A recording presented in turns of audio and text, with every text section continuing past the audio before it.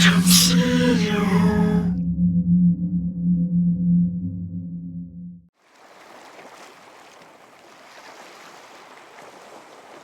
The most terrifying lie is the one we tell ourselves in private.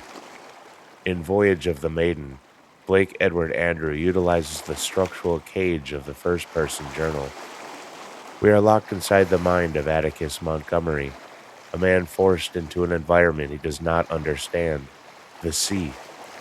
But a journal is not a record of truth. It is a curated history of perception. The horror here begins with the unreliable narrator. We are forced to see through Atticus's eyes as he witnesses the impossible. The figurehead of the ship, the stargazer, detaching itself to become a sultry, tormenting presence. Is this a descent into madness brought on by isolation? Or is it a confrontation with a primordial curse? The archive demands we look closer. Andrew's narrative adheres to the experimental psyche, the unreliability of human trust. The structural conflict is not found in the storm, but in the symmetry of lust and death. Atticus initially identifies the entity as a succubus, a label that provides a false sense of comfort through categorization. However, the architecture of the horror is deeper. This is a systemic curse. The maiden does not just kill, she collects. The sailors around Atticus fall victim to their own base desires, turning the ship into a theater of horrific, lust-driven executions. The ship functions as a world cell, where the social contracts of the crew are shredded by an ancient, predatory sexuality.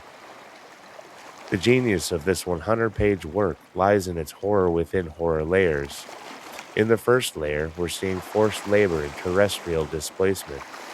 The second layer presents the psychological siege of the seductive entity. And the third layer is the realization of the collection, that Atticus is being spared not out of mercy, but for a specific, darker purpose. Andrew executes a structural handoff from the external threat of the sea to the internal threat of the flesh. The horror is found in the lack of agency. Atticus is powerless to stop the seductive acts, a direct hit to the Lovecraft metric, the total loss of human autonomy in the face of the supernatural. Why does Voyage of the Maiden earn its place in the Ledger of Dread? It succeeds because it subverts the maritime ghost ship trope. The Maiden is not a ghost, she is an architect of appetite. The final act reveals a terrifying truth. The Maiden is a vessel for a curse that demands a specific type of currency. The human soul refined through the filter of isolation. Blake Edward Andrew has constructed a narrative that is physically lean but structurally dense, proving that dread does not require length, it requires precision. Voyage of the Maiden is a mandatory read for those who appreciate the intersection of the occult and the psychological.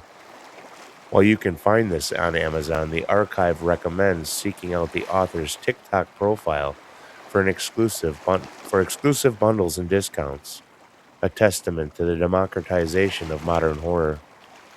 Leave your thoughts below. Is the Maiden a reflection of the crew's sins, or is she the original architect of the sea's hunger?